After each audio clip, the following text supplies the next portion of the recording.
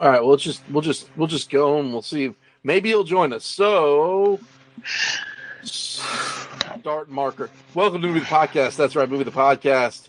Everyone but TJ's here. He can't figure out his head from his ass or his computer from his jacks. So the three of us, the beefiest members of the team, well, Sean no longer, are all I'm here. here. Yeah, Alec, Sean, Alec. Gog. We're all here. Do the order from beefiest to least beefy. That would probably go Alec, Gog, Sean at this point. I don't think there's a probably in there. Sean just looking svelte nowadays. Probably got the full-on Abercrombies. Anywho, we watched Louis Gossett Jr.'s Enemy Mine for the second week of Louis Gossett July. And we're going to talk about it. But before that, what did everyone watch this week? And let's see if TJ ever shows up. Sean.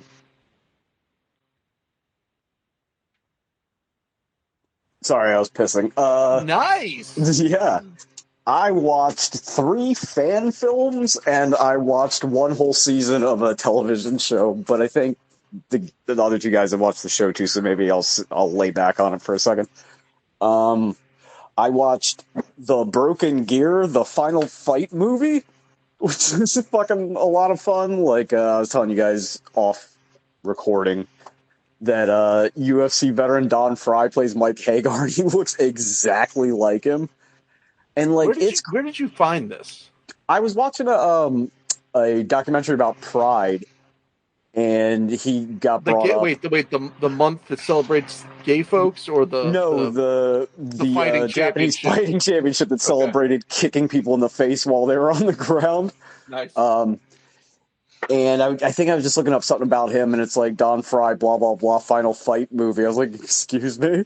So I sat bolt upright at like 1:30 in the morning and started looking it up. And like, it's crazy how like high quality fan films are now, and like where they even got the money to do this. Because I'm sure he didn't do it for free. I'm sure Don Fry, if he's even aware of what video games are, is not like super deep into the Final Fight mythos.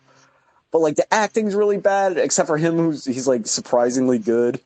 But the choreography is a lot of fun. It's like a really fun like B movie from the 70s. Like the guy who plays Cody is terrible, but like fun, and guy comes in his full ninja regalia unexplained. Oh, so this is the arcade version, not the SNES version. Correct. Nice. I would say it's on par quality wise with like a Punisher. Was it Dirty Laundry? Is that the name of the Dirty Laundry? Yeah. Which is, I know, a film that we all enjoy quite a bit, or at least I did. You and I watched it together, I think. Yeah. Yeah. And I also watched, I don't know if you guys remember this. They made a Power Rangers fan film short. It's called a fan film. Everyone hopped over it. Like, it's like super dark, right? It's a lot like The Boys. Like, it's James Vanderbeek and Katie Sackhoff. If TJ was here, you know where that went. And yeah.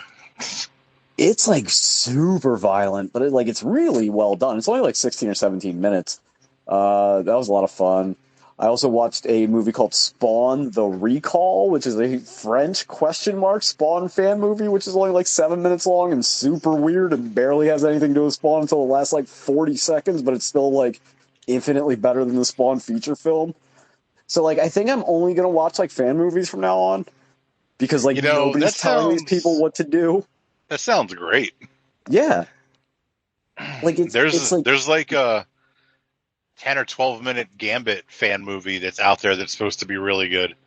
Oh, I would check that out. There's a Casey Jones one that's like 20 minutes that's like really gritty that I enjoyed too. That one's cool. Yeah. Did you guys see the one that some people put together with like, it was like Darth Maul fighting a bunch of other Jedi in the woods? No, but I've heard that's good. It's amazing. Like, it's really, really great. Is Ray Park actually in it? Because I would not be shocked. Oh, I don't think so. But whoever's in it, it's like this is like George Lucas. Take fucking notes, bro. Do you remember like before Star Wars sucked? I forget what channel it was on, but I would imagine it had to have been Sci-Fi.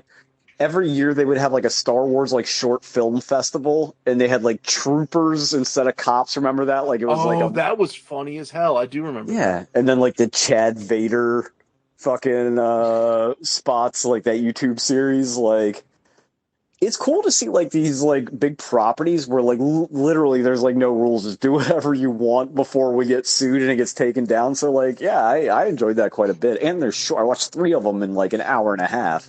Yeah. And then I watched all of season 3 of The Boys, which Alec, you've now seen all of, right? Yes. I finished it the other day. Really fucking good. And like it manages to mix real world politics in a way that's not obnoxious at all. Like, they actually handle it fairly well. And it's cool because like they kind of paste the like the alt-right fervor for Trump onto Homelander, but like it's actually weirdly more believable for the Homelander because he is like a literal ubermensch, you know what I mean? So you understand why people would be like, yeah, fuck yeah, you rule, you're the best. Yeah, he's not a 70-year-old obese con man. No, but like he's like, that guy's a fucking treasure because like every scene he's in is fantastic. I think my favorite part of this show, well, I mean, a lot of it was my favorite, but I think the best was when he's on the rooftop doing his annual suicide save. And he finds out that Stormfront has killed herself, and he's just like, it's my birthday. And then he just turns to the girl and's like, there's no God. There's no man in the sky except for me. I'm not sure, but I'm pretty sure that is an homage to that really awesome All-Star Superman moment where he saves the girl from jumping off the building. Like, I thought... I don't know if it was intentional, but it definitely seemed like a very like a wink and a nod, you know. I think everything they do on this show is intentional. Yeah. Like, dude, there's no wasted movement. Everything is purposeful.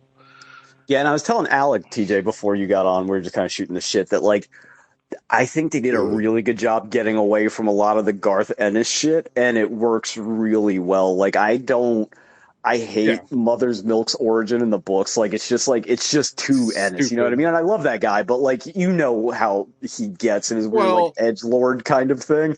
I mean, I think like for me, and I agree with you completely, but I think like the Boys comic book is a critique on comic books, right? Yeah. And this is definitely the Boys television show is more a critique on current like media, superhero movies like and Marvel and kind of Marvel, like but like all the superhero stuff. Like, it's more of a take-off of that. So I really wouldn't work. And it actually kind of like, you might have already touched on it. Sorry, I was having ridiculous problems.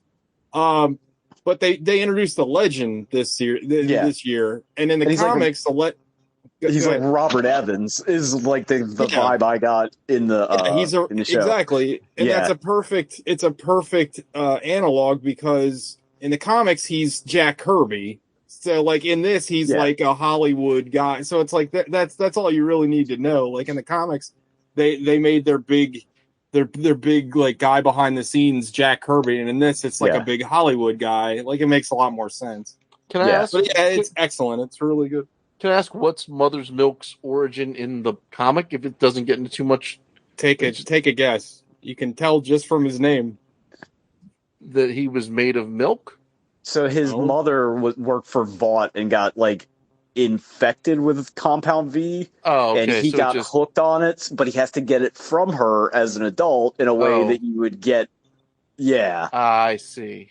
It's fucking gross. Like, and it doesn't really do anything. I think the way they kind of tweaked it and made spoilers, I guess, they do a really good job developing some of the side characters this season, which I appreciated to the point where I was telling Alec that like I don't really care about Huey and Starlight a whole lot anymore. But they kind of feel like third wheels almost. Like, it's weird. I was telling Alec, like, now that the world is established, they're really kind of not that character. Huey's not really necessary, but how he gets OCD because of what happened to his family, like that, like it gets to the same point in a lot more elegant of a way. You know what I mean? In a way that's like also relatable. And like, I think my biggest gripe with the show prior was that like the fact that they weren't superpowered was going to be a problem at some point, but they do a really good job addressing it this season and making it a plot point. And Jensen Ackles fucking rules. That guy's the best. Yeah, he's tremendous. He's Soldier Boy. Oh yeah, he's great. Yeah. He's really good in this. Everybody's really good. The middle passage fucking PlayStation 5 game, like, I was no good. Like, I think that's one thing I wish they could lean into it a little bit more, is like the kind of like the idea of like the black sellout trying to like jump on cultural bandwagons, but you can tell it's all written by white folks, so they're only going to go so far with it. Well, yeah, but he also did the Kylie Jenner Pepsi thing. Yeah, where he was hysterical. That was great. And then the deep singing Imagine with all the celebrities. Yeah. Like the way they also retcon Black Noir, or not retcon, but changed his character, I thought was a lot of fun too, especially with the fucking the flashback was really cool. Yeah. Well, you know what's cool too is like they use like, because they name check like Bill Casey, the guy that used to be the head of the CIA, like for real. So it's like, oh, this is an alternate time. This is like not even just like a made up world. This is like an alternate history kind of thing. Like, it's a fucking great show. And like the irony of them making fun of Disney while being on Amazon is not totally lost on me. But at least they're taking swings at it, you know? Yeah. No, I love it. Carl Urban too. This might be his like best performance ever, and I like the guy a lot. But he's really good in the show. But yeah, good show. But yeah, that's all I watched. TJ, did you watch the fight movie? I was talking about that for a second. No, I've been too busy playing video games. Okay, like us cool. talking. I only watched one thing, which is Table Done. So okay, Alec. I watched the same thing as TJ. Okay. So unless Gogs watched anything else, then. Oh, I did, unfortunately. Of course you did. I tried to watch more Monster Hunter. It still hasn't worked out for me yet, so the trend continues. Why don't you just give up? No. Just wait till we watch it on the show. You know it's going to happen eventually. No. So then you're going to have to watch it twice. Yeah, I watched something else I hated. I watched Spiral, the latest. It's terrible. Yeah. Now I've completed all the Saw movies. TJ, didn't you watch that? I saw in the theater. It was awful. Yeah. It was like, I remember when they came out and they were doing like the publicity for it, and they were like, well, you know, Chris had such a great idea. That's the only reason we brought the franchise back. And then you watch it, you're like, what was the idea? Like, there was literally nothing new about this. If anything, it was like a heavy retread of every idea they've ever had. And it was I wonder if awful. The great idea was, hey, there's literally nothing in the theater right now. If we could probably sneak this in and make a couple bucks. Yeah, his idea was to make a movie. Yeah, you're probably right about that. Like right after they opened the theaters back up. Yeah, I think, or it might have been like, I think it might. Yeah, I think you're right. I will say this. I definitely saw it in the theater. This might be the only time you get to say this phrase, is that Chris Rock was the best part of the movie. That's not saying much because the movie's trash. And he's still bad. Like, but he was the best part of the movie. Yeah.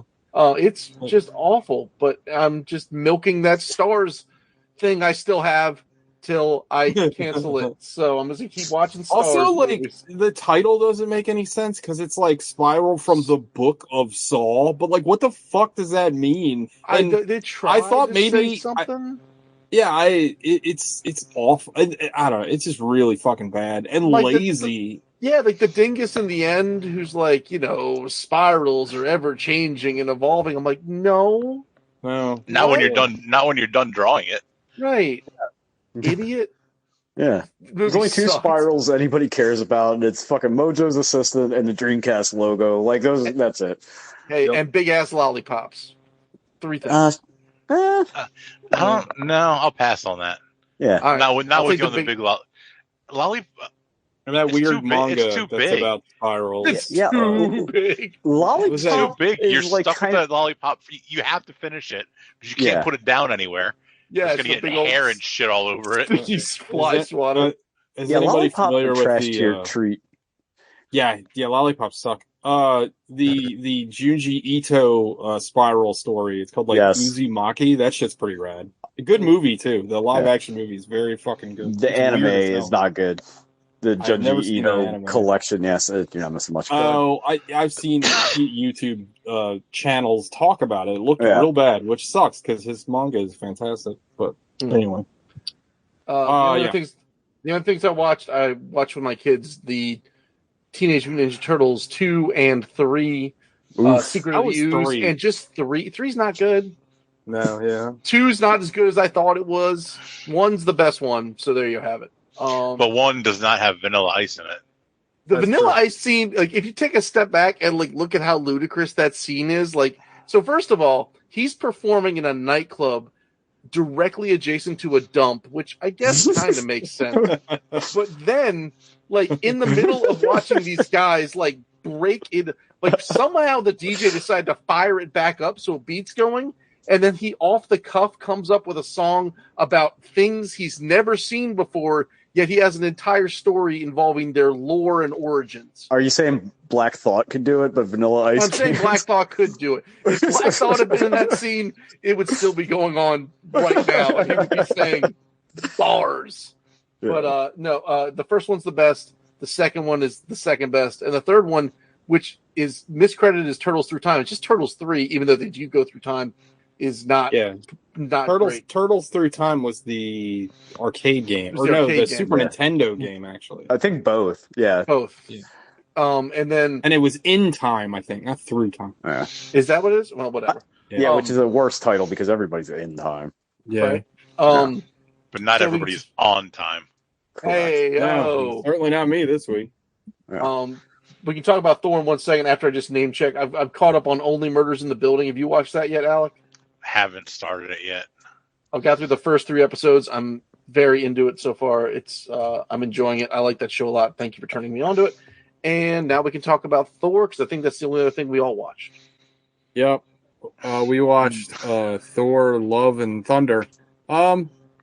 It's pretty good. I have complicated feelings about this movie. I didn't hate it, but I didn't love it as much as I loved Ragnarok. But It's weird. There's like really great parts to it, but there's like this clunky way it gets there, and it kind of knocks it into like 7 territory for me, like 6-7 territory. Before you guys get too into it, I saw an article title. I didn't read it because reading, but like it said, Marvel Phase 4 needs to figure out where it's going quickly. There's been 56 hours of Phase 4 media, and nobody seems to know what the plot is. Do you think that's dragging everything now? There's no clear path out of this movie. Like, I don't know what there's no setup for the next bad. Well, like a year ago, you figured the next villain was going to be Kang, right? Yeah. But Loki ended almost a year ago exactly, I think, and like nothing since then has done anything to push that. So, like, is that the case? Who fucking knows?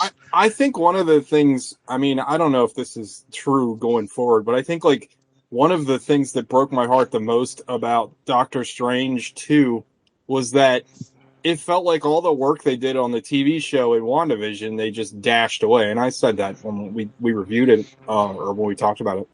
And I think, like, you're totally right about the Kang stuff. And I worry, like, is like the TV show stuff going to basically be separate from the movies? Like, is it not really going to impact the movies all that much? Which I was under the impression that it wouldn't, but like we got Falcon, Captain America now. Is that not going to transition over?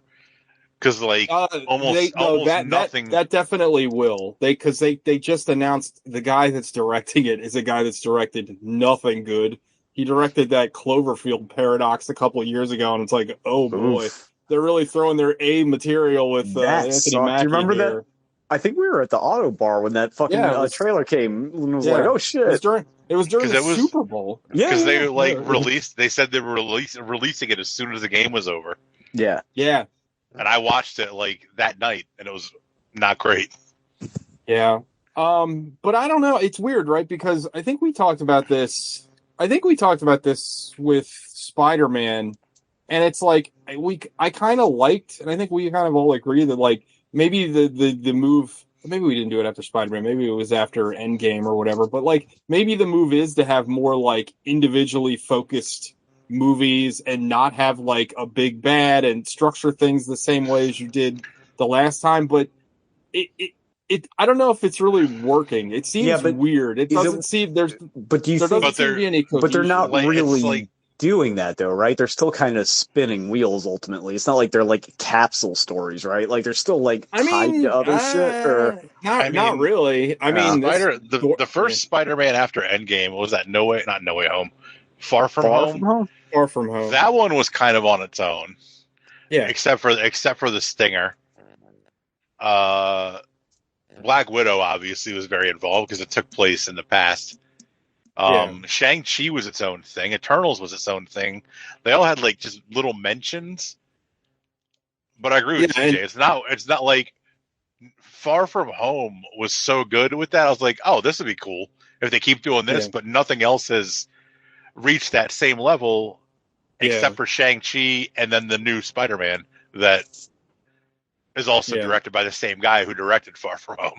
And I mean, like the Thor movie has the Guardians in it for a little bit, but other than that, like it doesn't feel like they're building towards anything, right? Like the Guardians are in it, but they're like underutilized, in my opinion. If they're going to be in it, like they don't. I think they were perfectly utilized. I disagree with you on this one, guys. I actually thought they were fine. Like they were one of the parts of the movie I enjoyed. Like Guardians mixing with other groups is fine because they provide like comic relief. But Thor already has plenty of that without having them in there for like the whole movie. Between Chris Hemsworth, comedy chops, and Korg, and I don't disagree about that. I'm just saying it's weird that they're in it for are they in it for 10 minutes? Yeah, that's fine. Yeah, that's fine. You got a lot to assemble for 10 minutes. I mean, you got to write them off, right? Because that they were together. The last we all saw them, he was together with them. So you kind of have to write them out of the story. Point. But like, I actually like that part of the movie. Like I enjoyed that part of the movie. It's when they get into the Jane Foster stuff, it just didn't work for me. Like, because how is she? Because I thought she sucked at the other two. She's fine. I personally think that I don't think it's her fault. I just think that her and more widely Thor and her relationship has been very underwritten for 10 years. And they try to do a lot of work in this movie to be like, okay, like this is their relationship and stuff. And it's fine. Like, I like some of the stuff they did with it, but it still feels very rushed. Her turning into Thor feels very rushed. Well, that thing, and I haven't seen the movie, but like in the comic, with her having cancer is like a very like pivotal, like that's what the book's about, basically. And like, there's no way they can throw all that shit into half a movie and have it resonate the same way. You know what I mean? Because if it works well in the book, cancer in the movie. Yeah. It's like they do that whole thing. Well, and also, and I said this to Gogs on the way home after watching it, like I really enjoyed the Jane Foster like as Thor run. I thought it was the whole Jason Aaron run was amazing. Like it's like fucking 10 years, but I loved it. Some of my favorite Thor comics ever. But the thing is that Jane Foster was the main character. Thor was barely in those comics, and you can't do that in a movie because Chris Hemsworth is your biggest star, and they don't do that in this. Like, they don't even tease it, like not even a little bit. Like,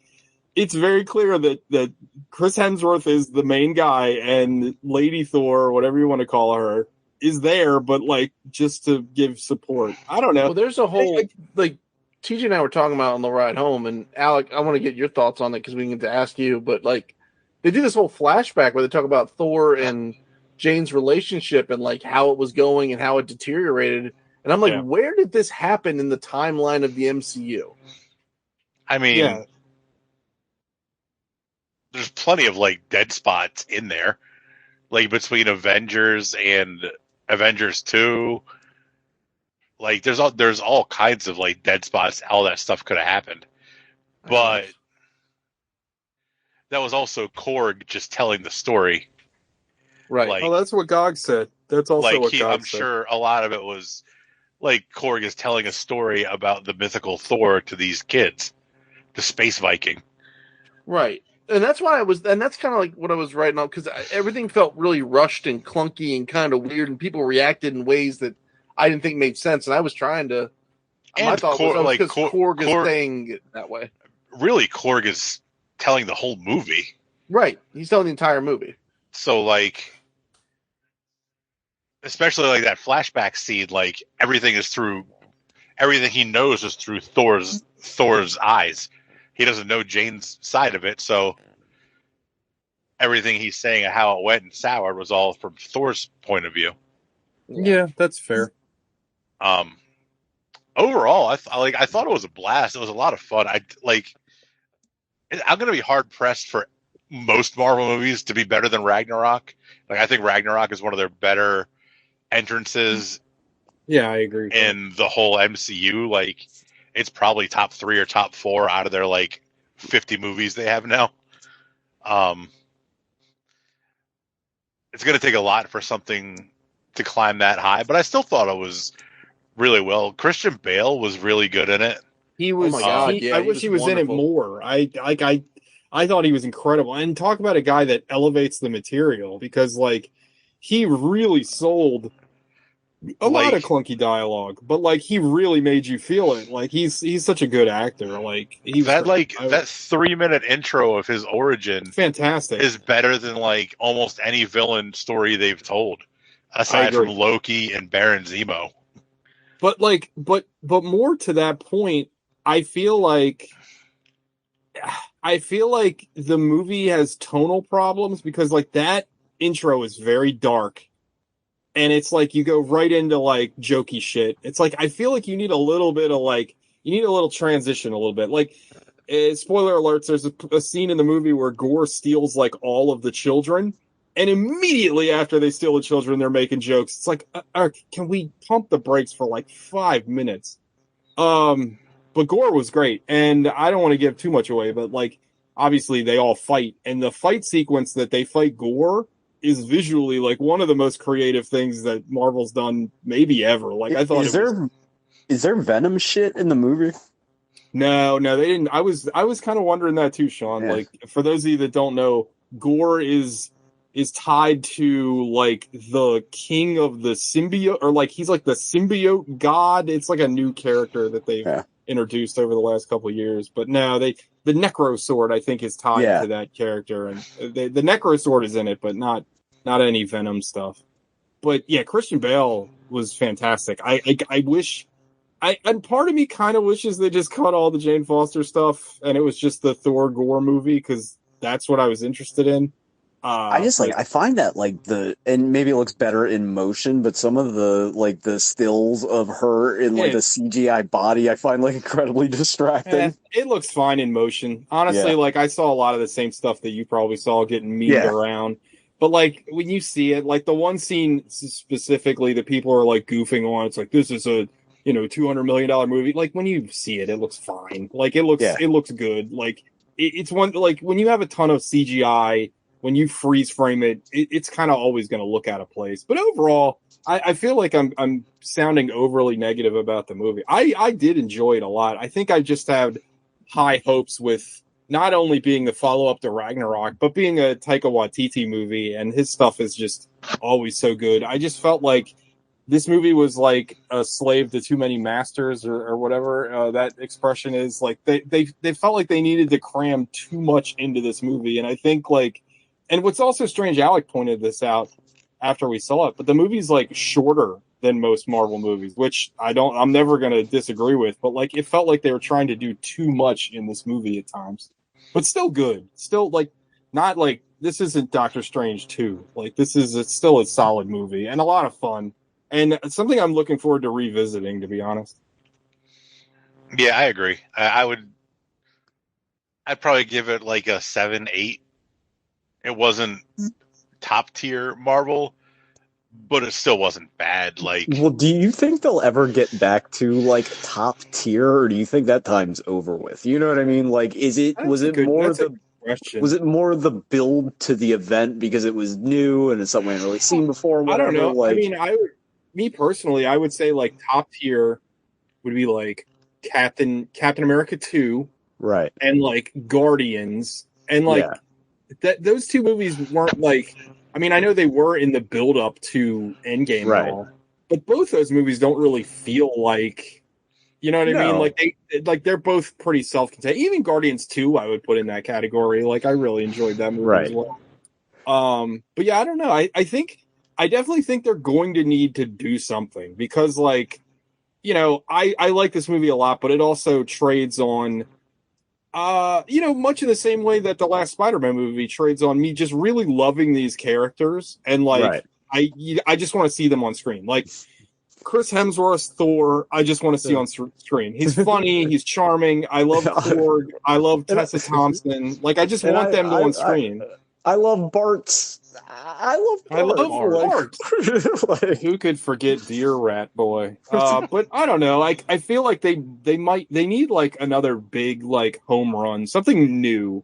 And I don't like they need another Guardians, right? Like they need another like something that comes out of nowhere and you're like, holy shit, like this is really great. Because they're kind of trading on just like the stuff you already like right now. But again, yeah, but they don't have anything like that lined up on the horizon yet, though. Not yet. No. Like a Black Panther comes out in the fall, and then Ant-Man comes out in the winter, and then I think the Captain Marvel comes out in the spring. Like it's all stuff sequels we've seen before. And honestly, like I have no I'm like curious that Black to see Panther what they do with Black like, Panther, but without Chadwick Boseman, like yeah, I mean they might just Namor is going to be in it. Like, well, I know Gogs is excited, but like I think they're just locked into what they're doing because it's one of those like we talked about with the DC movies. Like no matter how bad they were, they're still making a shitload of money. So like, why bother changing it too much, right? Like, before we move on, yeah. I'm going to ask, Sean, have you seen the new Black Adam trailer? No, but I saw the tweet where it's like Black Adam doesn't give a fuck, and I'm like, who asked for any of this? Like, no, I haven't. Alec and Gogs, we all saw the trailer. What are your thoughts on that movie? Because I like struggle to care about that movie. Like I know nothing about the character. There's nothing to know, really. And the trailer, he's evil Shazam. That's like all he's evil Shazam, and he runs a country like Doctor Doom. He's the trailer was not compelling enough to make me go, "Ooh, I want to see that." But I will say this: Shazam is still like a sleeper hit for me in the DCU. I wish Shazam was in this fucking movie. I liked Shazam. That was what? Like, DC has so much like great, like weird shit. Like, if I know TJ's seen it, I don't know if Alec might have seen it. The Doom Patrol TV show. Like, you'll never get shit like that in an actual big ass movie. But they have like make a nine. I know I say this all the time. It's probably annoying now, but like make a $10 million Dr. Fate movie. You know what I mean? Just go fucking. He's in Black Adam. Oh no. Yep. It's Pierce Brosnan. Oh no. Let's see. Dr. Fate is in it. Adam. What's his? Is it the Adam or Adam? Captain Adam. Adam Warlock? Or no. Adam Strange. No. The guy that gets big and small. The Adam. The Adam. The Adam. And then there's Hawkman is in it, right? Some kind of form of Hawk. Well, isn't Hawkman like one of a race? Like he's part of the. Well, it depends on which continuity you're talking about. He's either an archaeologist that like found a thing and turned into a thing, like, or he's an alien. Depends. Depends on which continuity you're talking about, because in one of them he's an alien, one of them he's an Earthman. But Alec, what did you think of that trailer? Because I don't know. It's like, I mean, it looks terrible, and like The Rock has been pumping this for like years. Like he's been attached to Black Adam for like 5 years, but like. I don't care. Half the movies The Rock, like if you asked me 10 years ago, I never would have said I don't care about most of the movies that The Rock is putting out. Yeah. Yeah. It'd be cool if they made a Black Debbie movie. Yeah. I don't know. That trailer is just like it's atrocious. It just seems so like formulaic and boring. It's like Dr. Fate's like, you can choose to destroy the world or save it. It's like, well, I wonder what he's going to fucking pick. I mean, how sick would it be though if he just destroyed the world? That's how they ended the DC universe. That's the TJ. Like, you hire TJ to make that movie. Yeah, I'd probably make one movie. I'd be blackballed from it'd be like, yeah, of course he's going to be the bad guy. They need to make a fucking Ezra Miller Velvet Goldmine type biopic. Like, I'll watch that movie. That guy's a fucking disaster. Yeah. But anyway, I don't know, man. I really like to see Love and Thunder again, to be honest. Like, I feel like I'm sounding like kind of harsh on it, but I did enjoy it. Like, I was laughing through the whole movie. Like, I know, and I've seen this in a lot of critics, and people are getting tired of the jokiness, but like, I don't know. I've come to expect it now, so I don't mind it. And I still find it funny. Like, I don't know. The good parts are really good, but the problem is that they're connected like by very rushed material. Like the highs are great. You pop. I pop for all the part you're supposed to pop for, but like all the connecting fiber is just like kind of slapped together without enough room to like develop. I said it to you two after we left the movie, but like, we've watched on the show, we've watched a lot of movies with soggy middles. This doesn't have a soggy middle. It has like a clunky middle. It has like a middle where it's like, you took a couple of wrong turns, but you still got there in the end. Like, it's weird. I don't know. It needed like another draft. It needed like, what it needed? This is exactly what it needed. It needed a Thor Jane Foster, or that's her name. Jane, like TV, like a mini series on Disney Plus. They could flesh out their relationship. They could explain how she's got fucking cancer, how she gets called to Mjolnir. Yeah, and they need a pamphlet that you have to read so you understand how time travel works, right? Like, they need all this fucking supplementary material to make their goddamn movies work. Well, I'm just saying that the problem is that, I mean, we've joked about it with other Marvel movies where it's like Natalie Portman's just not there, and they always made some excuse why she wasn't there. Yeah. But like, it's hard to care about her now because she hasn't been around since Thor: The Dark World. Did you care about her in the other two? I mean, not really, but like, I can at least like, if she's around, then at least it's like, well, it's established. It's the same thing. It's the same criticism I had with Doctor Strange. Well, I had a lot of criticism with Doctor Strange. Well, but I mean, I think it all. But like Rachel McAdams in Doctor Strange 2, it's like, oh yeah, her. Like, who gives a fuck? A lot of it boils into. I've heard this critique made about Star Wars movies, and I think it's similar to Marvel movies because of the audience they're made for. They're very like sexless. Like, there's no like. There's like two relationships in the Marvel universe that are like even worth investing in, like Gamora and Peter Quill. Well, Taika Waititi was like hellbent on pissing off the Chinese in this movie because explicitly Tessa Thompson is made out to be a lesbian. Yeah, it's just implied before, or at least bisexual. Korg is gay. Or he's their whole race is asexual. They're ace. They're a race of Drax. Yeah. And then Pepper Potts and Tony Stark, who, I mean, I just don't like Gwyneth Paltrow, but like, I guess like you buy that as a relationship. But other than that, like, there's like, it's a very like, there's not enough like romance to support this stuff. You know what I mean? Like, they were doing something with Black Widow and Hulk, but they fucking threw that away real fast. Like, it was like kind of interesting, and then it was just real like fast too. Yeah, you know what I mean? It was just kind of there, and it's like, whatever. Yeah. But I'm sorry. Whatever. And the romance between Cap and Bucky like is the most successful one. See, what we need is Marvel to like have A24 X-Men and do all the weird sex shit they're doing in the X-Men comics now, where like Wolverine, Cyclops, and Jean Grey are in a thruple. Like, they need a fucking Buffalo 66 with Chris Hemsworth and Natalie Portman as Thors. Yeah. Anyway, all right. Well, that's it. That's all everybody watched, right? We all went. Yeah. Sorry I was late. Let's get into the soundtrack for Thor slaps. Absolutely rules. Hope you like Guns N' Roses. Guns N' Roses heavy.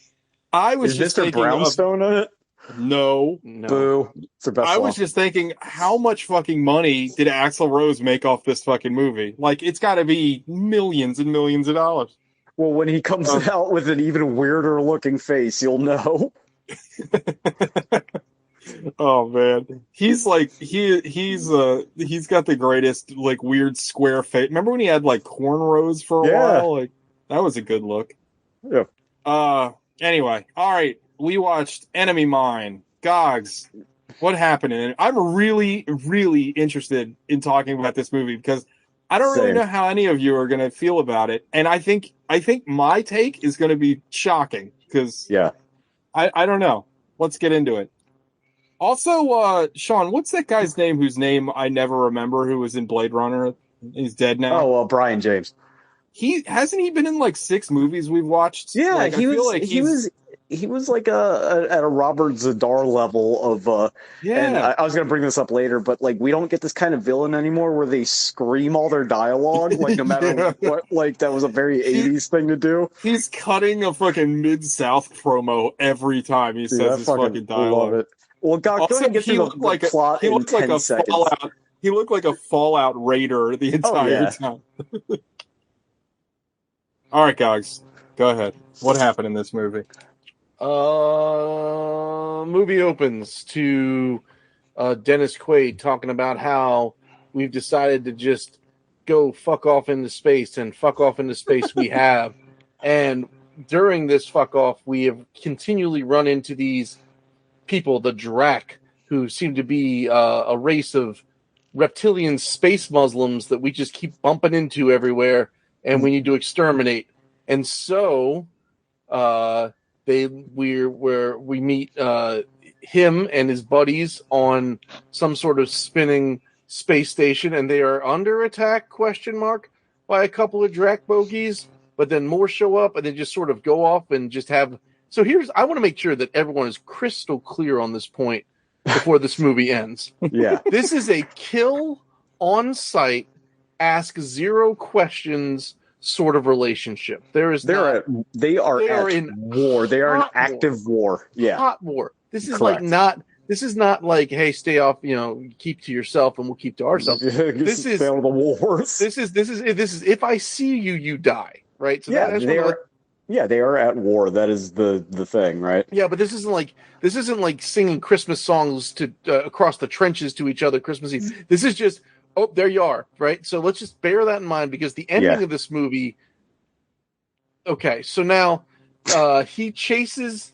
So they get into a little kerfuffle around some unexplored planet.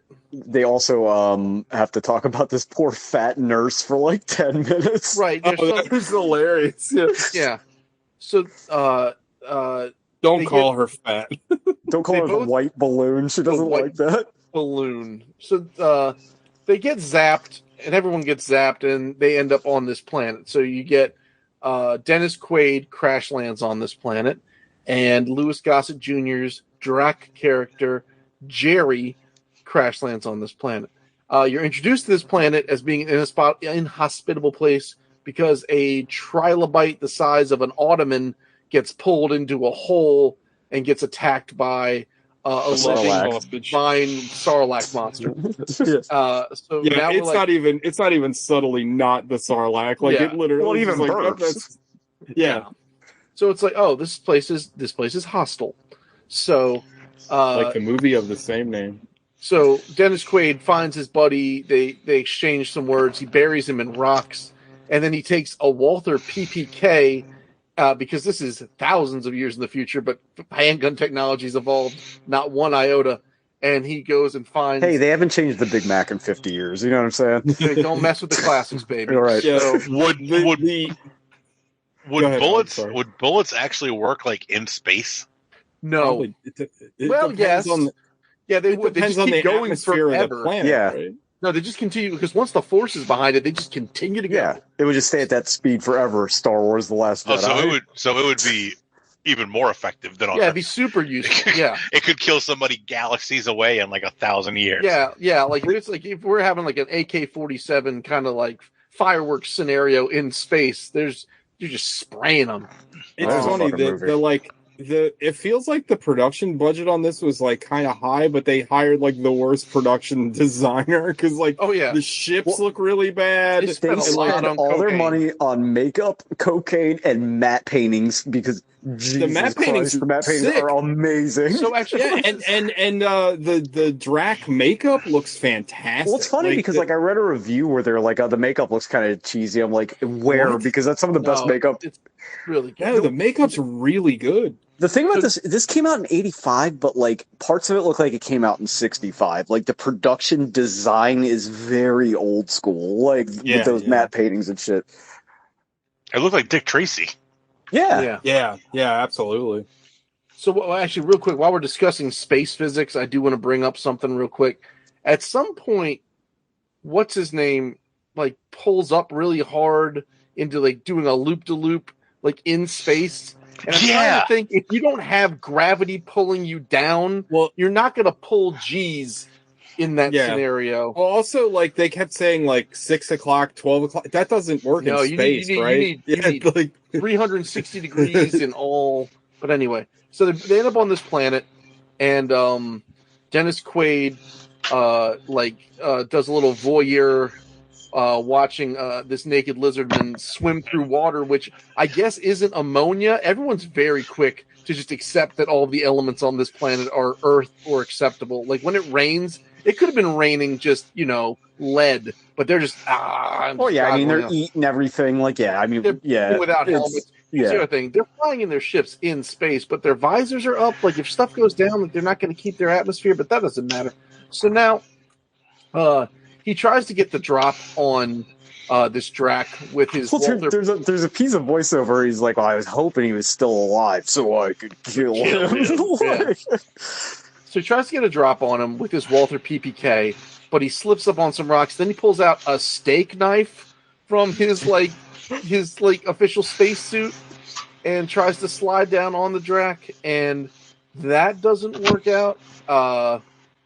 He lights the water on fire to try and burn out Mr. Louis Gossett Jr. and then steal his laser gun, but his laser gun is attached to his electrified ship.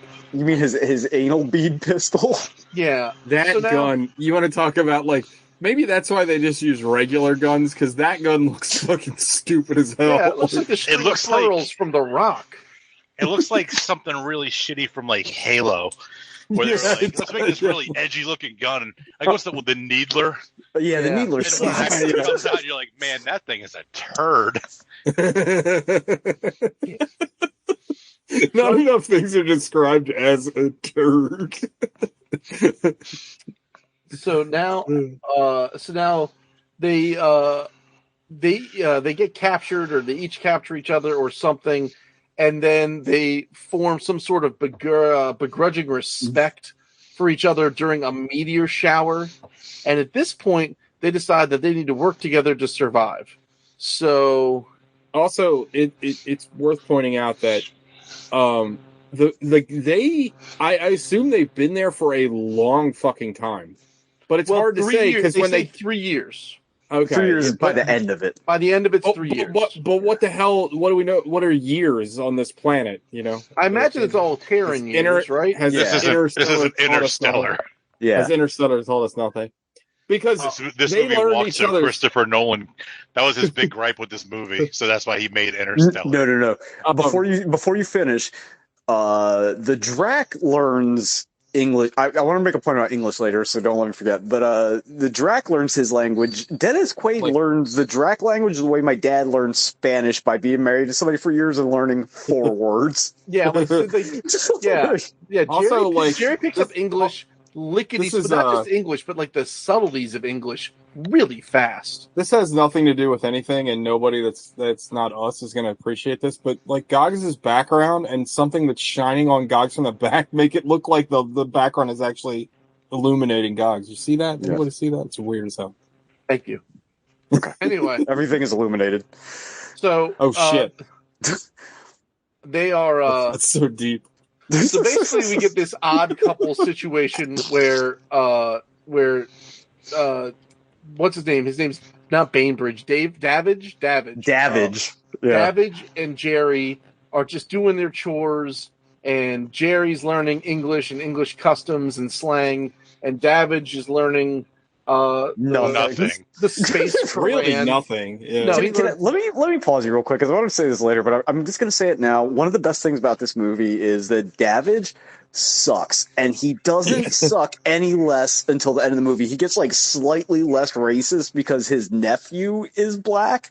Yeah, but to the point where he goes to rescue him, and the one Drac is like, "We learned I'm the only one that knows your Earthman speech," and he's like, "Sick. I'm going to get out of here and go get my nephew, and you guys can stay being slaves." He doesn't give a fuck. He cares about things. He's an asshole the whole time. But it's kind of great. All, didn't he?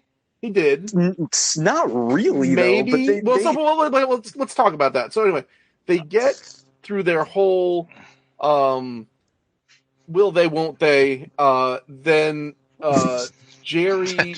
The Davidge impregnates Jerry. Yeah, Jerry they just reproduce. They're asexual reproduction. They spontaneously. When it's time, they're spontaneously pregnant because they're birthing people. And which seems like the sports leagues in the Drac homeworld would be a fucking disaster. Like if LeBron James just spontaneously got pregnant like halfway through the playoffs, like how bad would that be? Right. And they grow up super fast. So when you're thinking about it, like from conceptually, when you're fighting this enemy that can just reproduce on their own and get to maturity, lickety split, it's like, oh, we're kind of boned. Anyway. But they're also, you also don't know what their lifespan is either. You know what I mean? There's a lot of things that aren't addressed. Yeah, that's true. That's a very good point. So, they also die when they give birth, apparently. Yeah. Not always. And you can just straight up rip open their abdomen if you're aggrieved enough. Also true. So then, Jerry gives birth to Zamis, and Davidge. So now Louis Gossett Jr. has exited the picture. So we should have turned it off. We didn't. It's also important to note that the NFL still exists and the Houston Oilers still exist. The Houston Oilers still exist.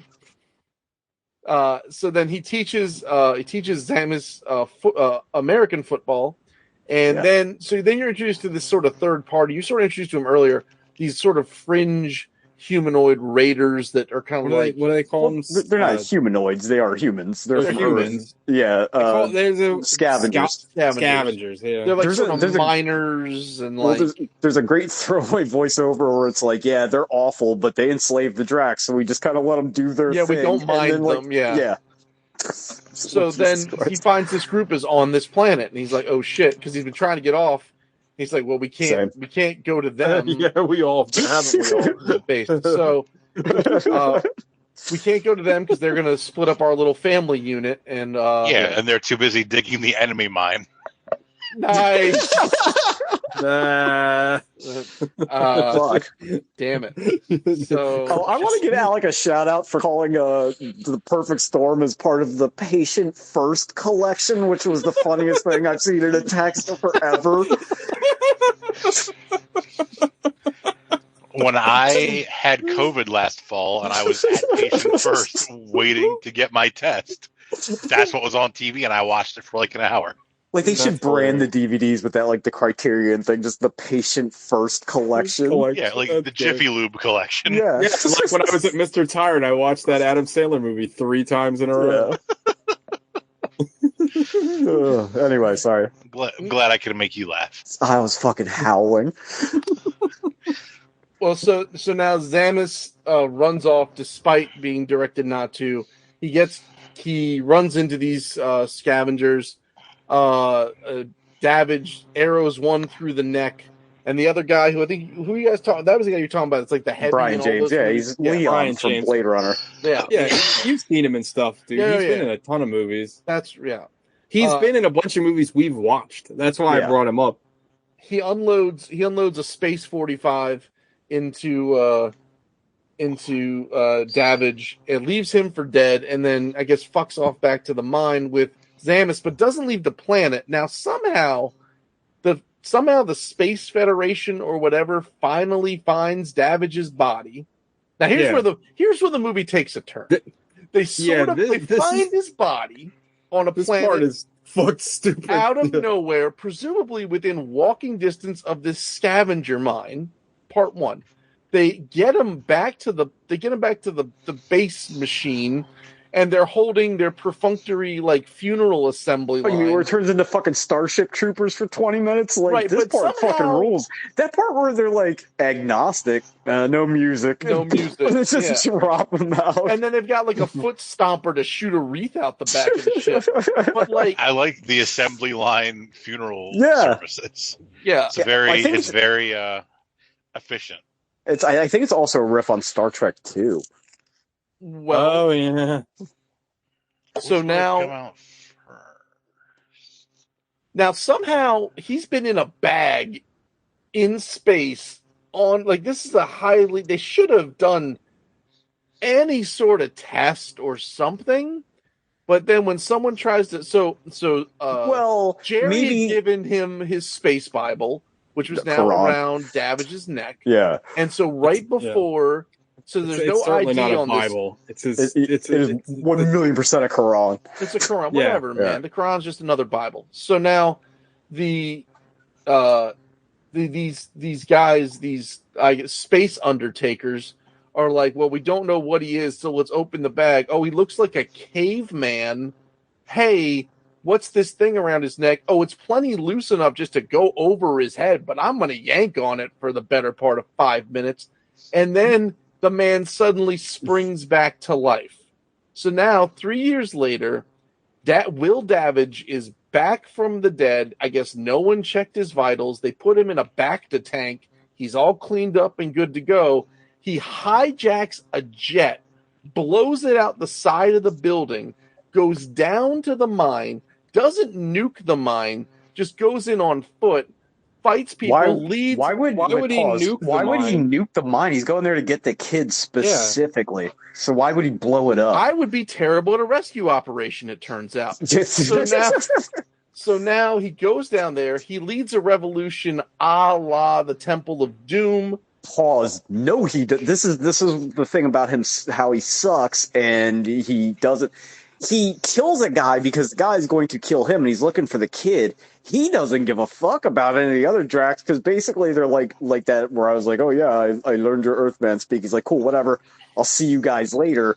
They kind of get loose on their own because Davidge is going around killing all the fucking miners for his own purposes. He's not leading them to shit. Like, he just leaves. Well, it's like an accidental Jesus. And then he gets Xamus, and then... Now, here's where I lose the thread. I guess he leaves the planet, and now he has suddenly inspired intergalactic peace between these two peoples who have been killing each other on site, because he gets invited back to the home world to have a picnic. I don't think he inspired peace. I think they just recognized him. And I thought there was a line about him saving all the Drac who were in the mine, but maybe I'm confused. But they were just praising him and giving him whatever for bringing their kid back. Also, not to mention, pause, like, if, let's just say this did actually exist, and they're like, hey, wait a minute, this guy actually speaks their language, and they're inviting him to their fucking homeworld. Let's use this. Maybe, maybe they should do a better job explaining it, but, like, maybe they've been in this war for, like, dozens of years, and it's going nowhere, and it's like, if we can fucking wrap this up, like, that's preferable. Right. Because, I'm just saying, like, when they came to dust off the place, why didn't they just wipe out all the people? Why wouldn't they just shoot dude on site? Like, why wouldn't they shoot anyone on site? Everyone seems to get shot on site up until this I'm sorry, point. why wouldn't who shoot what on site? Why wouldn't the Federation shot Davidge and all the Drac on site? Why would they? What are you talking about? When? He could, why? I'm just saying, like, after the resolution. So I don't understand how we got from the mine scene to invited back to the home planet. They come to get the ship and arrest him or do whatever they're doing, and then blah blah blah, not explained. He goes back to read the lineage. Like, that's what happens, right? Like, but like at this point, he's like I don't understand. Like, he blew a hole out of the side of the building, came down there, speaks the language. But they also want to know, because there's like, hey, he speaks Drac. There's a reason why they're like, you know what I mean, being kind of careful with him. I would assume for like intelligence purposes. Like, again, like, not explained, and maybe they. But isn't there a drop line where they accuse him of being compromised? No, they just go, where has he been? Also, they're dressed up like Nazis at this part of the movie, which is hysterical. They really are. Yeah. All I'm saying is, it's just all of a sudden the movie kind of ends. If the movie just ended with him rescuing Xamus, I'd be like, okay, cool. But then they like the whole bit, like the whole resolution about the homeworld and everything, it kind of glosses everything. But maybe the war is over now. I mean, I don't think it's ever really. I didn't gather that, but I gathered it's more like maybe this is like a opening salvo to like relaxing the hostilities. But like, I don't think they ever say. I don't think they lead you down one way or the other. Like, I never got that from it. It's more like a completion of the arc where, I actually kind of liked it. Like, if, he went on that whole thing about the lineage, and then he's part of the lineage now. I don't know. Because if it does, like, if he just, like, all of a sudden becomes the liberator of the Drax and it does, like, end the war and it ends, like, the Battle of Alderaan, I think the movie suffers for it. You know what I mean? I agree. Yeah. So, but I don't think the movie, I don't know. The movie doesn't, I will agree with you, Gogs, where they don't really explain anything. The whole end's kind of a mess, right? I didn't think it was a mess so much as they just kind of leave a lot of stuff out. Like, I understand, like, I understand where you're coming from. Because on you're, like, narrative point, I understand where it comes from. You're, like, extrapolating, like, okay, wait a minute, like, how would this happen? Why would he be there? Like, I get that. They don't, like, touch on any of it, right? But, like, I don't think it's to the detriment of the movie, but I understand your point. You know what I mean? Yeah. So, as we were talking about this, I looked up, because I wasn't familiar with the guy that wrote this. His name was, like, Barry Longyear. Yeah. So he wrote, and this, I don't know if I've ever seen this, but he wrote, so Enemy Mine was a short story that he wrote, but he wrote 2 other books to follow that up, and there's no Wikipedia entries on the other 2 books. I just think it's crazy that a book that turned into a movie that was, I mean, I don't know, big enough. Like, I feel like people know this movie. No Wikipedia entries on the other 2 books. Kind of insane. He also apparently wrote a collection of all 3, the short story, the 2 novels, and he wrote, like, the it's like Talmud, but they changed the Talmud, like, I think. Talmud, yeah. He wrote, like, a small section of their actual, like, space Bible in this other book, but none of those have any plot synopsises at all, Wikipedia entries. Kind of amazing to me. But anyway. But yeah, that was Enemy Mine. I'm going to go ahead and say it. I kind of love this movie. Yeah, it's kind of a lot of fun. Like, I think it's got its problems, but I think it's a lot of fun. It's what I always talk about. Like, it's weird in that way movies were in the 80s and 90s that you don't get now. Like, none of the rough edges are boiled or, like, sanded off of it. It's just like, okay, it's a space movie about a dude who sucks, who's possibly a Nazi, that meets an asexual, non-binary space Muslim and raises his kid, and then, like, kills some miners, and he still, like, sucks.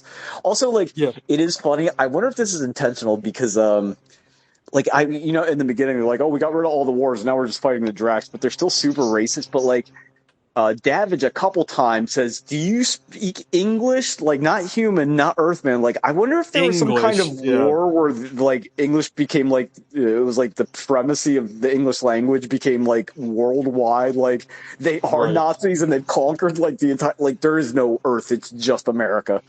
Like, I don't know. I mean, I like that idea. That's a fun premise. We know you like your Nazi ideas, TJ.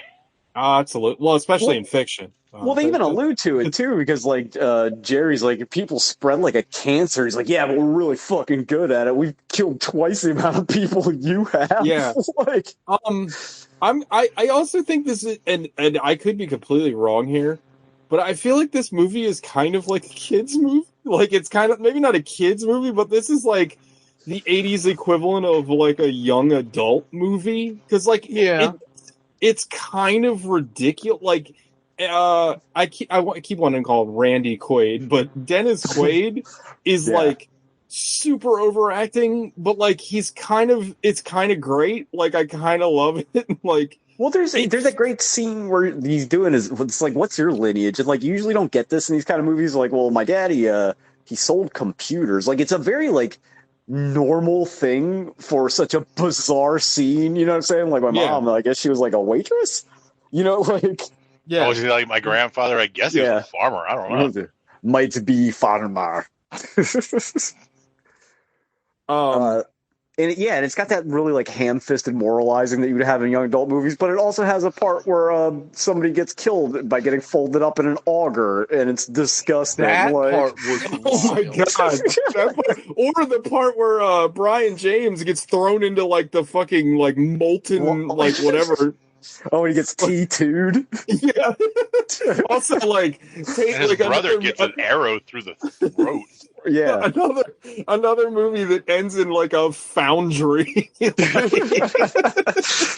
Like, what are they The mining? other movie we watched Brian James in was The Fifth Element. Oh, yeah. That's right. Yeah. This is better than The Fifth Element. I don't know. I've seen this movie like 100 times and it scared the shit out of me when I was a kid. And like, Zammy's Get 4-5 is like my 80s equivalent to Your Mama's Ringing the Dinner Bell. Like, I think about Zammy's Get 4-5 at least like every third month for the last 25 years. Your mama's ringing the dinner bell. Dinner bell. Ringing the dinner. I say that all. I don't even know what it's But like Davidge is, I don't even know. First of all, his name is Willis Davidge, which is the funniest name ever. Like, who's got a name like that? Second, like, he is the worst.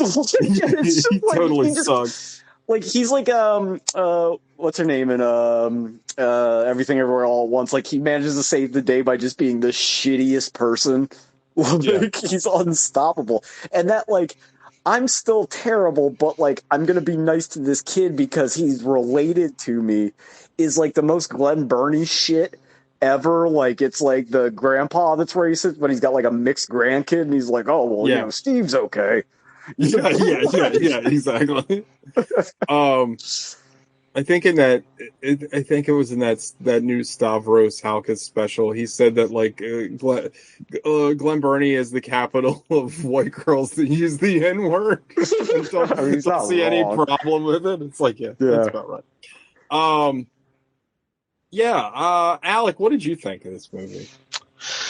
Oh, this movie for the first half, like, it was a slog. Yeah. Like, it just drug, and like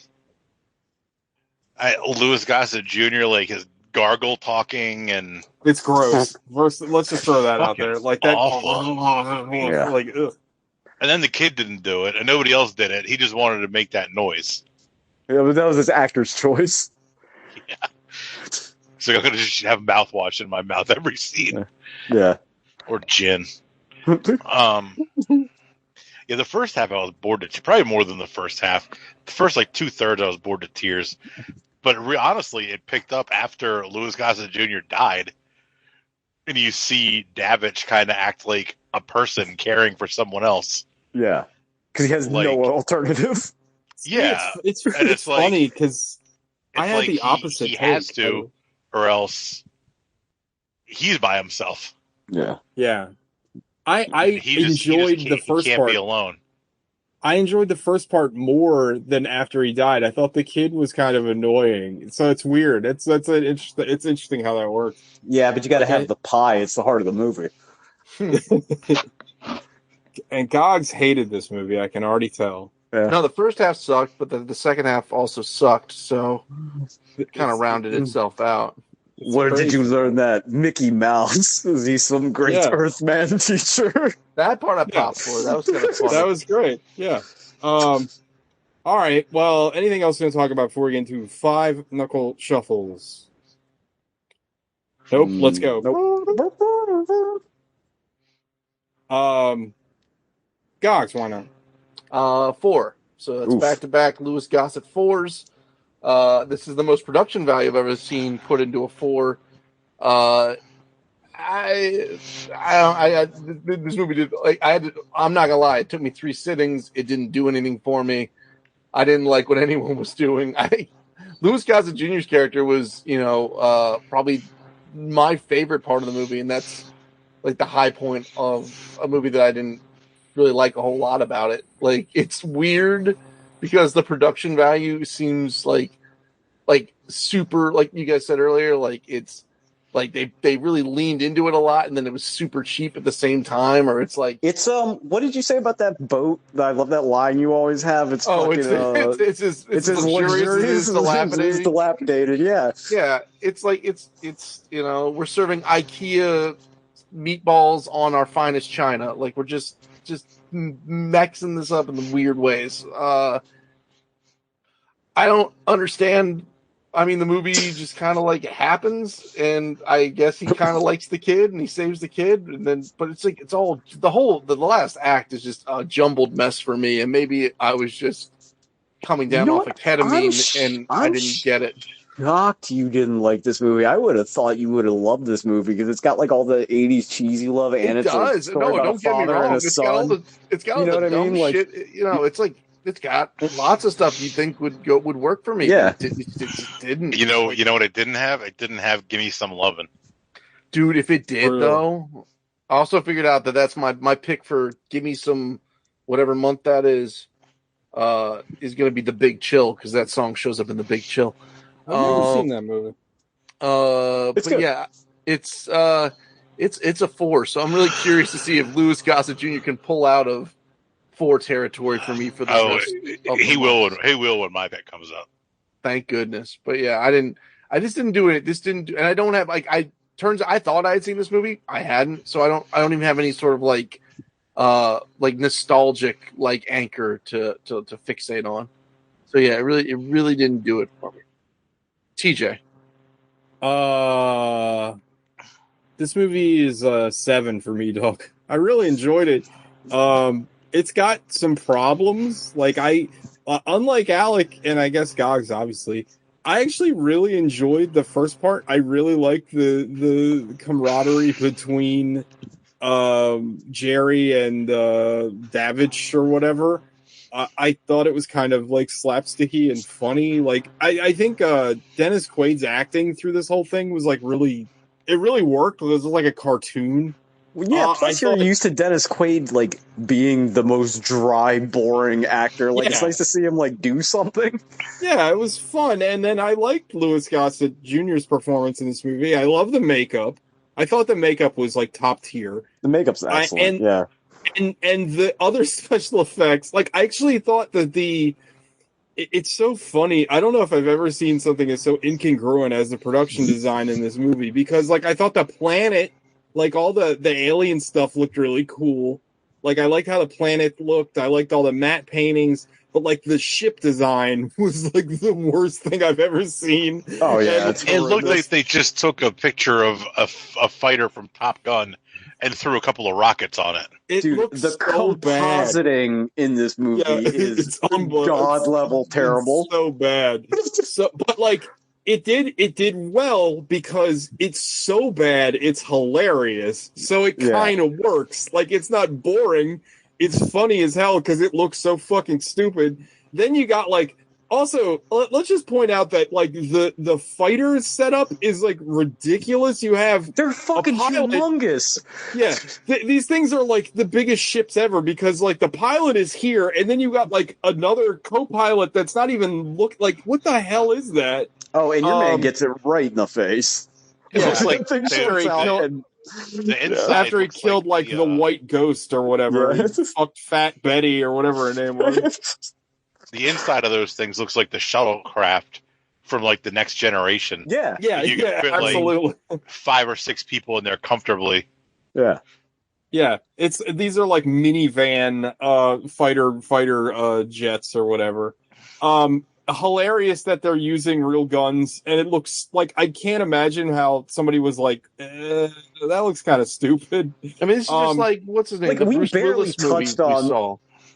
That Davidge is such a Cosmic Sin. Yeah, that's right. That's right. Davidge is such a loon that like he gets like caught basically because he won't let this thing just crash in there, and then like to kill him, he waits till he takes a bath and then pours gas all over a lake and lights it on fire. Like Also, they are stalked and almost killed by a giant penis, which I thought was really funny. Yeah. The Sarlacc penis. I don't know, man. I really liked this movie. I had a lot of fun watching it. I agree completely with what Sean said, where this is the kind of like schlocky B-80s movie that I miss, where there's a lot of rough edges, but like, I don't know, it's kind of fun. It's trying to be like ambitious, where I imagine that whoever produced this movie was like, man, we got another Star Wars on our hands. Well, that was the thing, right? Like, everybody was trying to make Star Wars, and like nobody did it. No, and this certainly not. And I still think, like, again, I didn't know it until just a few minutes ago, but the fact that like the guy that wrote this story went on to make all these other stories about this universe. Like, I'd be interested to see how they go, but apparently no one else was interested because, let me tell you, I've read Wikipedia entries on like the most obscure shit, and it's really weird when something that had some kind of renown doesn't have anything on it. But yeah, it's a 7 for me, dog. This is a fun movie. This is like the kind of bad movie that I wish we watched more of, because I found myself enjoying it quite a bit. So yeah, it's a 7 for me, dog. Alec. It's gonna be a 6. Yeah, it's not bad. I didn't hate it as much as Gogs, but I didn't love it as much as TJ. Yeah, the first half, like, I didn't think their banter was fun. I just thought it was boring. But I found it more endearing once Dennis Quaid had to watch or look out for a kid while perfecting his caveman look. Like, I can't believe they had ray guns and all this shit, but they couldn't, like, find a sharp piece of metal to just even, not even necessarily, like, shave him, but just to cut his hair a little bit. He looked like Jesus. He looked like Chris Christopherson. Maybe that was purposeful. Ooh. It's supposed to be Jeebus. Or Muhammad. But yeah, I thought it was good, not great. Like, that fucking gargle voice was gross. It was gross. Like, it reminded me of when, like, Stephen Hawking would try to talk. Oh. Yeah, well, What? I'm glad we're rid of him. Oh, he sucked. He was a shitty dude anyway.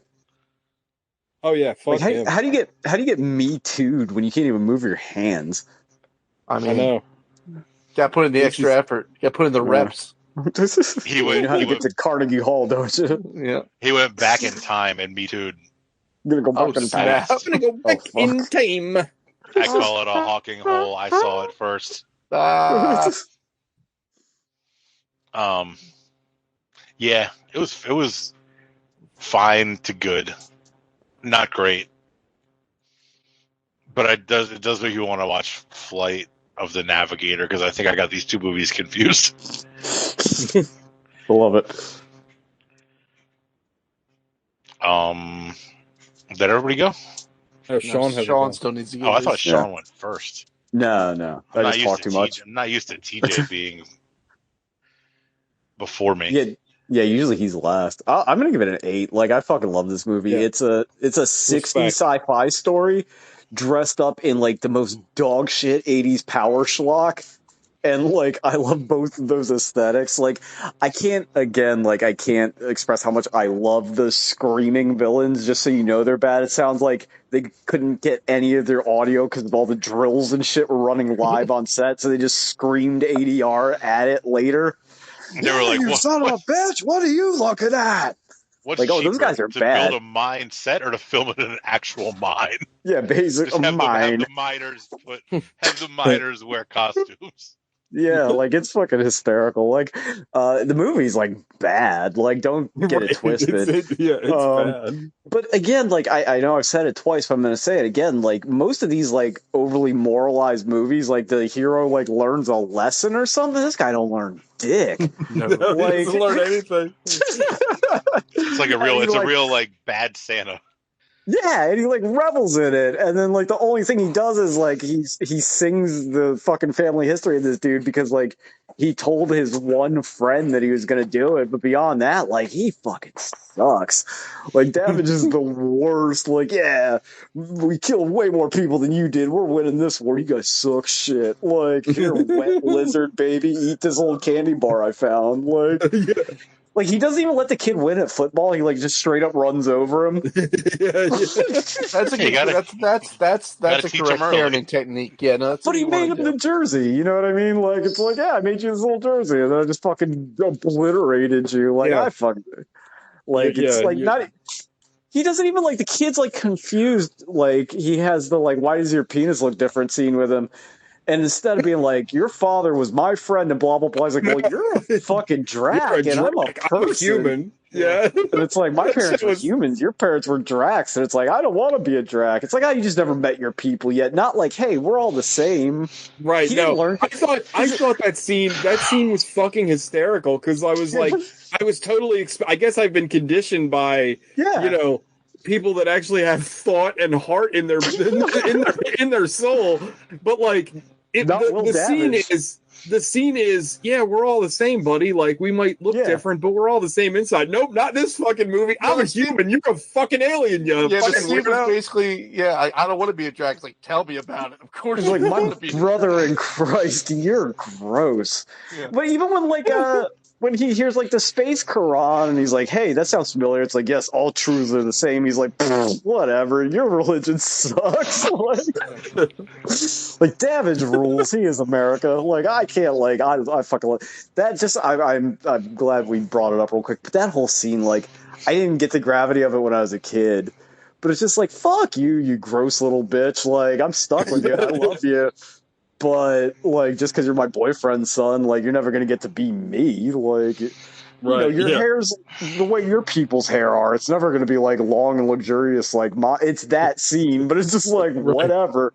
This is an A, dude. Like, and this is one of those HBO movies I saw a million times. It used to scare the shit out of me when I was a kid, too. Like, when you see the Drax skull. Or that they're just locking him up in the floor for reasons that are not addressed. Like... and just leaving them there to die, they gotta smell, right? Like, I don't know. But it's just like, it's the end of Burn After Reading, right? It's like, well, what did we learn? Nothing. Don't do it again. Okay.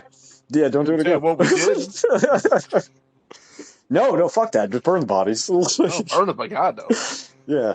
But yeah, I like, I unapologetically love this movie. Like, it's nostalgia too, but it's, again, like, it's everything I love in a movie, right? It's like embarrassingly bad. It's like a high concept, like executed like incredibly poorly. It just changes movies 3/4 of the way through for like no reason. But like, at least you're not stuck with that kid for like the whole movie. You know what I mean? Like, Thank it's like God. 10 minutes. Yeah. And you get the point. Like, it's whatever. I got to go get him. Like, hey, thank you for saving us. Like, fuck you. I'm out of here. Like, little damage, bitch. But yeah, that's it, man. I love it. He's like a less charming Zap Brannigan or whatever from Futurama. Yeah, he's like fucking Doug from Ghost World if he could fly a fucking spider jet. I find the most erotic part of a woman to be the boobies. I have a very sexual learning disability, Kif. What do I call it? Sexlexia. I have a pick for next week, if I could go. It's Louis Gossett Jr. and Chuck Norris in Firewalker. It's those two, and it's like a fake Indiana Jones movie. Oh, well, you brought me back in. Now I'm in. Yeah, they're like archaeologists on an adventure. So, oh boy, I feel like it should be fun. Is And it you know how is it Firewalker Texas Ranger? Oh, Firewalker with me. Oh shit! I never even put that together. The poster is sick. Yeah. It's a canon movie. We never mentioned it, but the poster for Enemy Mine rocks. Yeah, it's very good. Did you know they rebooted Walker Texas Ranger? By the way, with who? Who's in it? The other guy from Supernatural. Oh, really? God, Jensen Ackles. No, the other one. Why? I don't know, because they didn't have any ideas. I thought the whole reason people liked Walker Texas Ranger was Chuck Norris. Like, I feel like without I Chuck think it's Norris, the science. Oh yeah, Conan used to have the Walker Texas Ranger button. Didn't he have one where like random clips of? They gave me AIDS. Walker. Didn't he have one where like he had like a jetpack or something like? I just remember the one with Haley Joel Osment where it's like they gave me AIDS, Walker, or some shit. It's still not. If we're talking about inappropriate TV moments, it's still there's nothing that's ever going to beat that quantum leap where he becomes a retarded guy and he's like, "Am I retarded?" Jesus Christ! Somebody wrote that. Oh man! Oh, bring back Quantum Leap. Yeah. Well, I'm sure they will. There's a good spin-off podcast right there. Our problematic past. Oh, no, yeah, we go delve into like television episodes that are like tone deaf as shit. That'd be a lot of fun. Dude, the trailer for this Firewalker movie looks amazing. It's a canon movie, so it should be fun. Oh boy! All right. Gogs, anything you want to plug this week? Just lock me in for an 8 on Firewalker for right now, and we'll see if that prediction comes true by next week. All right, everybody. If you're listening to us on YouTube, thank you. Like and subscribe. If you're listening to us on anything other than Spotify, why aren't you listening to us on Spotify? Like us on Spotify. It'll help us out. Especially if you're not a dude, because we're struggling. Yeah, we're struggling with our NBs and female identifying listeners. Please go to Spotify. I'll put on Front Street. I don't really care about the female listeners. We'll take some NBs though. That'll work. Yeah, give me the NBs. NB mine. NB mine. Well, that's kind of what this movie was. Right? Jerry is definitely an NB. So yeah, he's this movie was one of those shockingly progressive films. Davish doesn't even call him the F word. Shocking! I couldn't believe it. Frog person. Yeah. Oh yeah. Why would he call him that? They did have a racial slur in this because I assume because they were like toad people. Call him a that they called a little. No, we called them a British slur for a brown person that's like real bad. But I think it's supposed to be for pollywog. Yeah. Oh, I don't even know what that was. I mean, a pollywog is an actual term for the evolution of a toad. I didn't know this until like a week ago, but drongo is like a slur. It's like Australian, right? Yeah, and I've heard that in movies. I'm like, did you ever see was it Extras where she had the little dolls? They're called gollywog. Yes. Yes. So, yeah. Great show, Extras. That episode where Daniel Radcliffe is like he's trying to bang Ricky Gervais's friend, and he's constantly trying to prove that he's not a little kid anymore, and he's like smoking and drinking. That shit's hilarious.